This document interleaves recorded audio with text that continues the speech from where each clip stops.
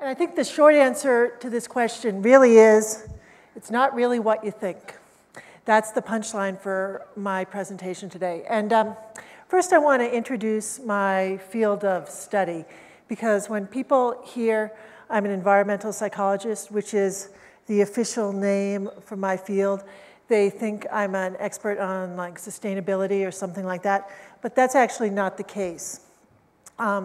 Environmental psychologists years ago were called architectural psychologists, which was really a better description of what we do. And we think about how things like the colors or the ceiling heights or the lines in the room affect people's moods and their attitudes and behaviors, and in turn how those moods and attitudes affect how we interact with our material world. And we overlay that with information about personality and culture to explain how people live in the real world.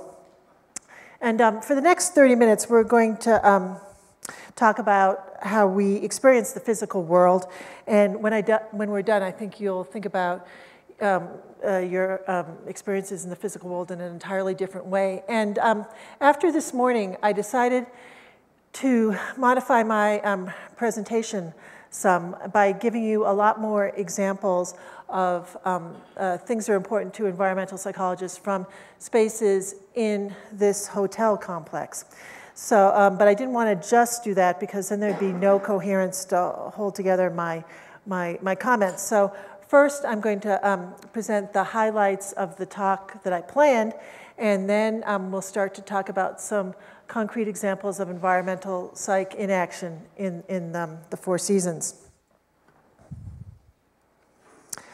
So, although Impressionist artists are recognized for capturing the mood of a situation and interpreting a place and a situation, really, all human beings are, in fact, Impressionists. Yikes, slide missing. Anyway, all human beings are, in fact, Impressionists, because each of us uses an assortment of systems to sort through all of the different physical experiences that we're having at any one time and determine how we're going to respond to those experiences on an emotional level. And we use these systems to interpret and interact with our physical world. And we're going to be talking a lot about emotion today. And one of the important questions we have to talk about right off the bat is, why does emotion matter besides the obvious? So a great deal of psychological research has shown that pleasant moods are linked to broader thinking, higher levels of creativity, more innovative behavior, better problem solving and decision making. And the list goes on and on. People get along better with others when they're in a positive mood. They bargain better, more fairly. So, you can see that basically, all good things come from a positive mood. Well, pretty much. Because when you're in a negative mood, you actually are very thorough and analytic and detail-oriented, and there really is a place for that in our lives. Think about when the nuclear power plants in Japan started to melt down. That was a time when people really needed to be thorough, analytical, and detail-oriented as they went quickly through all the checklists that they had at their disposal to try to prevent a disaster. After that didn't work, that was a time for more broader creative thinking. But if you think about like an airplane cockpit, that's another place where sometimes people being in a negative mood is not such a bad idea. So there are 5 factors that we're going to talk about that link human experience in environments with their emotional responses to it. First, humans have a set of fundamental, universal responses to environmental stimuli.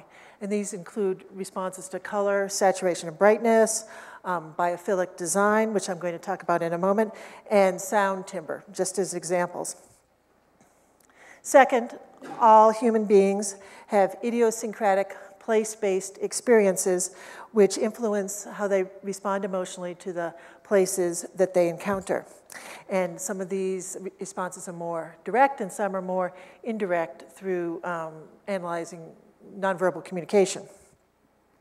Third, individual personality has been shown to be closely linked to emotional response to a space. And then we can think of culture as roughly personality, but at a group level. And the fourth and fifth factors that influence emotional response to place are group culture and national culture.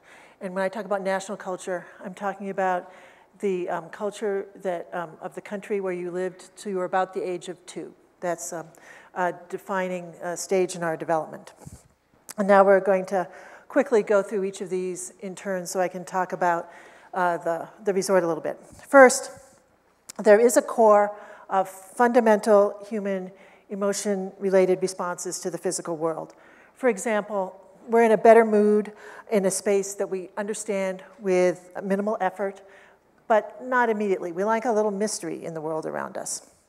We're in a better mood when we have access to daylight and views of nature, which is one of the reasons why we had so many great conversations this morning in the breakfast space that's behind me. Human beings respond in consistent ways across nationalities and cultures to specific sensory stimulation, such as the saturation and brightness of colors, shapes, types of lines, textures, the list goes on and on. And some of the ways we link into our environment are really primordial. No matter where we're from, our heart starts to beat in time to sounds in our environment, like music. And the rate at which our heart is beating affects the mood that we experience. So, if we're in a place where the beat is faster than our heartbeat, we get energized. We also respond to particular types of sounds, like mid-range sounds, such as guitars and chamber music boost our mood. And there's also been quite a bit of scientific research that's documented clear and consistent responses to particular smells. For example, lemon, cinnamon apple, and grapefruit. Grapefruit is actually sort of fun because when men are smelling grapefruit and look at pictures of women, they consistently estimate that the women whose pictures they're looking at are 6 years younger than they actually are. So that's like a little benefit for people to take away. And people also are in a positive mood when they feel they have control over their physical environment and control privacy, their own privacy. Next, I want to talk to you really briefly about biophilic design, because when people design in accordance with biophilic design, you create an environment where people in the space are much more apt to be in a positive mood. And biophilic design is, it recognizes humans' positive emotional responses to the sorts of design themes that nature uses. You could think of it, in short, as mimicking nature, but it's a little more sophisticated than that. For example, in nature, there's movement. And this happens to be a mall in Hong Kong, but I liked this picture because it has this mobile that moves pleasantly in the air currents, which is, so that's an example of biophilic design. When we go on a tour of the building, I'm going to point out some other examples that are right here. Nature is also sensory rich. Often when I hear people talking about designs that they're working on, design projects, they only discuss them from a visual perspective. But in nature, all of your senses are indeed being stimulated at the same time. In nature, there are experiences that fluctuate, and you have pleasant and unexpected experiences. For example, a way you could use this in design is light might fall on an ornamental frieze that you install in different ways at different times of the year, different times of the day, and that's biophilic. And so you can see that biophilic design doesn't just mimic nature, it uses the same design principles as nature, and there are really quite a few of them, and if we get a chance, we'll go through some of them later. Metaphors are really interesting to lots of different kinds of psychologists, and as an environmental psychologist, I'm interested in them because research is starting to show that some of these metaphors are actually based in our sensory experiences and help us understand how we live in the real world in places that are positive for us to experience. And for people who haven't thought about metaphors like in the last week or so, I'm happy to give you some examples that play off the Lakoff and Johnson example. We talk about having warm feelings for someone. That's a positive emotional experience. We talk about a warm reception that we receive or an icy stare. So, that's, connecting two concepts in the way that Lakoff and Johnson have discussed. So this gives you an idea where we're going in the next part of this talk. There are a lot of metaphorical expressions that link physical warmth to social warmth, and those are really interesting to people like me, and there seem to be both innate and learned explanations for what's going on around here. And there have been some really clever experiments done that have produced the following kinds of information. When people feel socially excluded or even think about being socially excluded, they perceive the room that they're in is colder. In fact, they reliably will say that it's 3 degrees Celsius colder than it actually is. Those of you who've done some work in workplaces where there's a core of people who are always complaining about it being too cold, maybe you want to think about the social situation a little bit.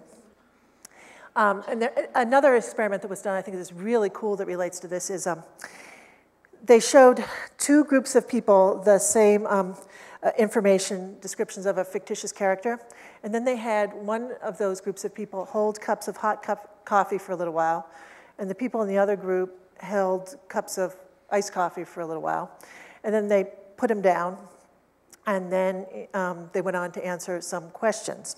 And the people who'd been holding the hot coffee described the people in the descriptions that they read as more caring, generous, and friendlier than the people who'd been holding the iced coffee. So you start to see, how the physical temperature we experience relates really closely to our social experience, and these are things that you as a designer might find useful, or just in general, if you're like organizing a charity dinner, make sure it's really nice and warm in the building where you're working. So, I'll just give you another couple of examples. When we're dishonest, we tend to feel physically dirty, and cleaning up makes us feel more moral. Think about expressions like having a clean record. Well, how does this relate to the physical world? First of all, people smelling scents that they've learned to link with cleaning products. Like there's a citrus smell with Windex. When they smell that smell, they're fairer and more generous than when they're not smelling that smell. And there was a really interesting experiment done where that related physical dirtiness in environments to moral evaluations. Again, it was a well-done experiment, so everything was balanced and all. But participants were asked to judge the severity of some moral transgressions. They read a little essay. And some people read the essay in a clean room, and some people read it in a dirty room. And the dirty room, wasn't filthy and loaded with garbage. It was just a little disordered. And as you would expect from how this has been going, when people had been in the sort of disordered room, they expressed much stronger moral condemnation of the moral transgressions that had been discussed in the essay than the people who were in the cleaner room. And I don't know if any of you have ever been on jury duty, but I have.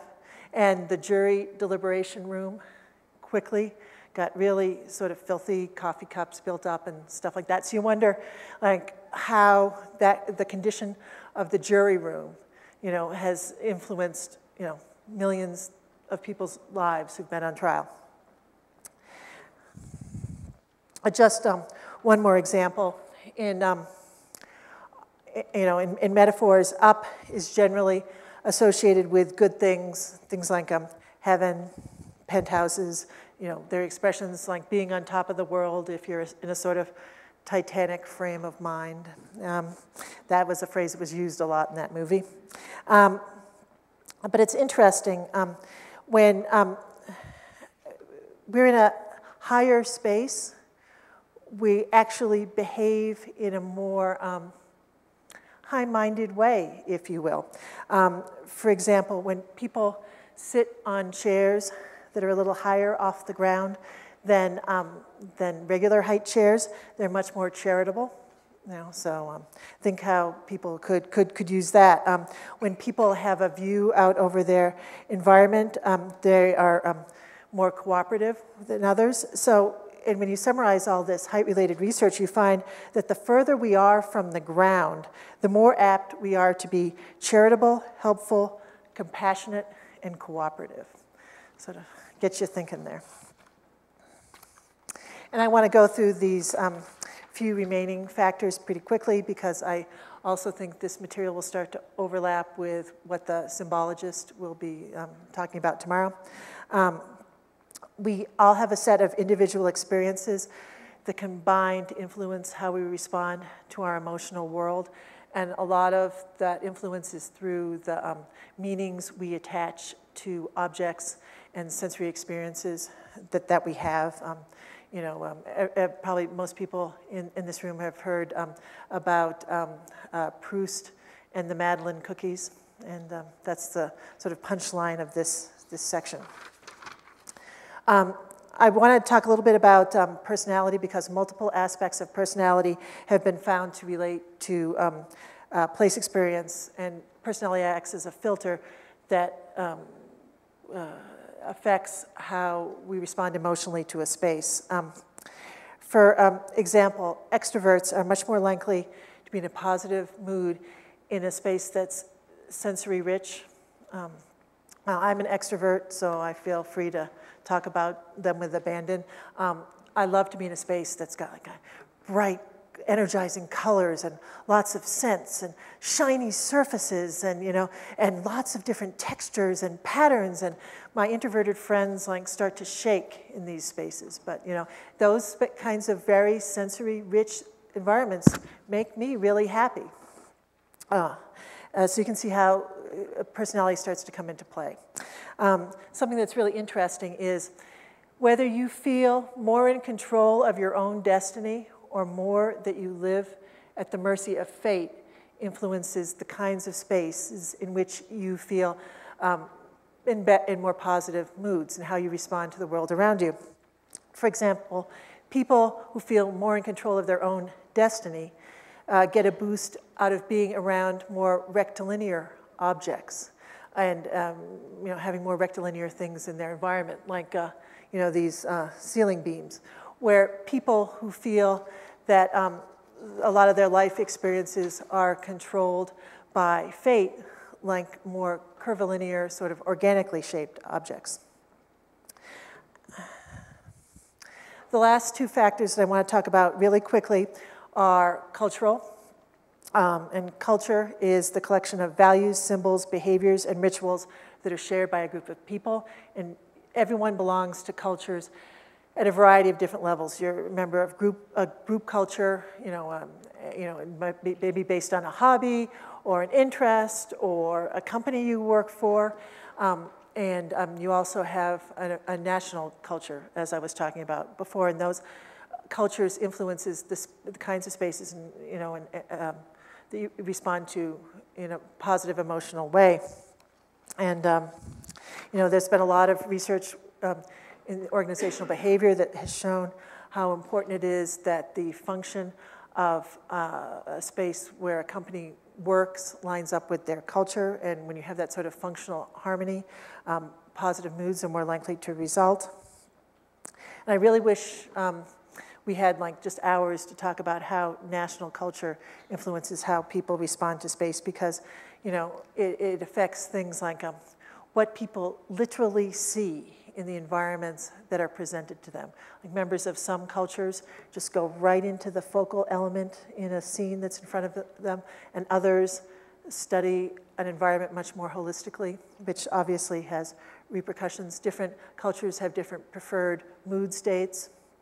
And those of you who are familiar with like Geert Hofstede's work on national culture, are familiar with things like his description of some cultures as individualistic and some as more collectivistic. And there are some interesting ramifications in terms of where people will feel comfortable. People in more individualistic cultures want to be able to personalize their environment to represent themselves. People from more collectivistic cultures want to personalize to represent their group membership and feel comfortable when that happens. People from more individualistic cultures actually expect to be alone more than people from more collectivistic cultures, which has obvious ramifications for the sorts of like workplace environments where these people are going to feel comfortable. And the examples go on and on. So again, going back to the original question, we've had a chance to talk about these five factors that influence our emotional response to space. We've had a chance to talk about why those emotional responses are important. And in conclusion of the originally planned talk, I wanted to mention the fact that I think ultimately the explanations that will tie together all the material I'm talked about today will come from two different areas. First of all, as we better understand our evolutionary past, we will better understand the sorts of environments in which we feel comfortable. And I'm about to give you an example in this hotel that will bring that to life. So I'll move on to my second point. I've also been reading a lot recently about quantum mechanics. When you're married to a physicist, these kinds of things happen. So I've learned some fascinating things, like I can give people internet address so they can access a video of the experiment I'm about to describe to you. But there's an experiment in quantum mechanics called the two-slit experiment. And when it's run, it becomes clear that we influence reality just by observing it.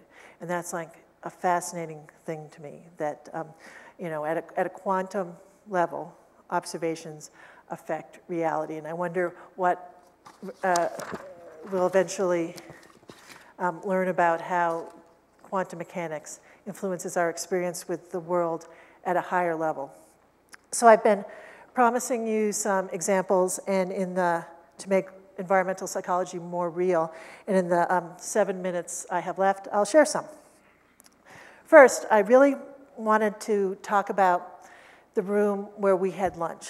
Hopefully you all got down to the peak room on the 3rd floor.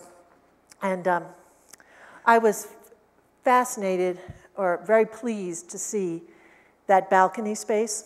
Did you guys notice that there was a balcony above the dining room? And the reason I thought that was great was because it illustrated something that's very important to environmental psychologists called prospect and refuge.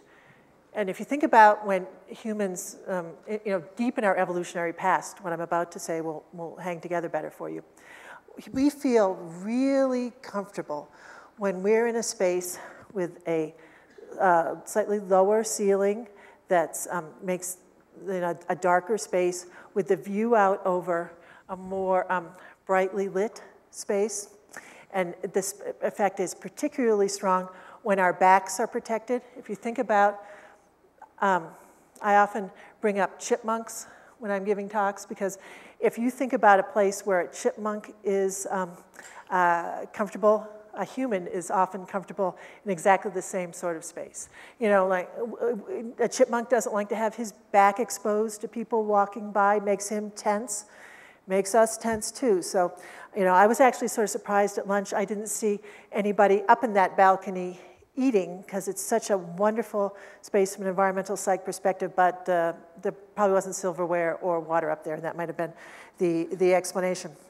Let's see. Let's talk about this space a little bit. I think this space works really well for a space where you get people talking and interacting. It does create a more formal air because the ceiling is so high. And I really want to talk about the ceiling because it gives you an idea of how complex our relationships are with the worlds around us. We stand at different distances from each other based on what kind of interaction we're having with the other person. You know, more intimate interactions, more formal, further apart. We not only look at people to see how far you are from them, but we listen to them as well. And the voices sound a little different when they're further apart. And when you're in a room with a high ceiling, your voice bounces off that ceiling in a way that makes you seem farther apart from the person you're talking to than you actually are.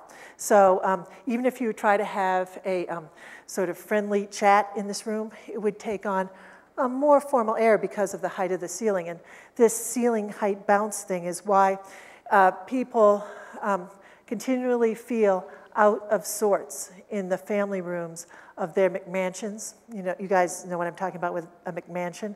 It's like a trophy home with a very large family room with a very high ceiling. So I wanted to point out the ceiling height.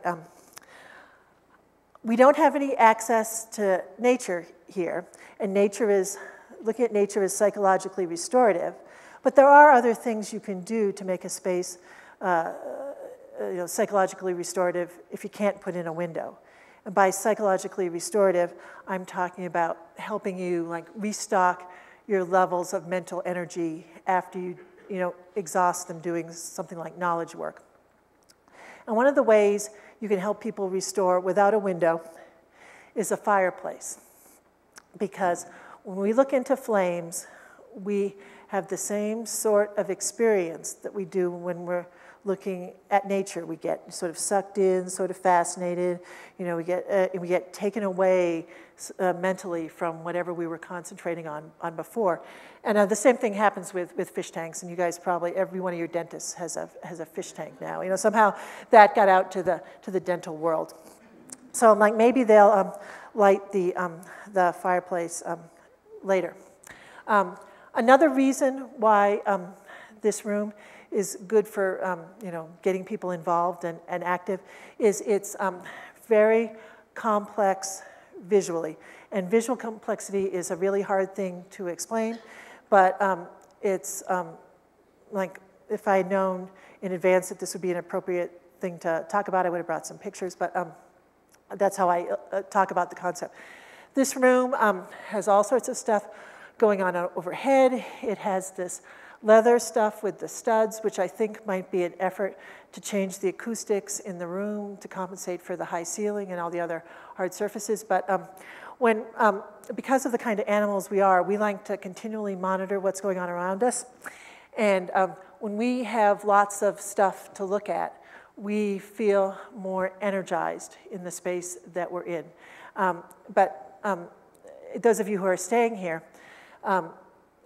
in the rooms, it's a very, the environment is much less visually complex and it's much more restful. And the color in the rooms, at least my room, is also very relaxing because it's not very saturated, but on the bright side. And I have a feeling maybe these walls are actually the same color, but they create an entirely different effect because there's no daylight in this space and there's daylight in the rooms. And when we're talking about light, I wanted to bring up the fact that except for some of the lights coming out of the recording system, the light in here is generally more on the warm side. And this is important for us because we do a lot better in terms of solving mental problems when we're in a more golden light. We also get along with each other better when we're in a more goldish light, similar to what we're experiencing here.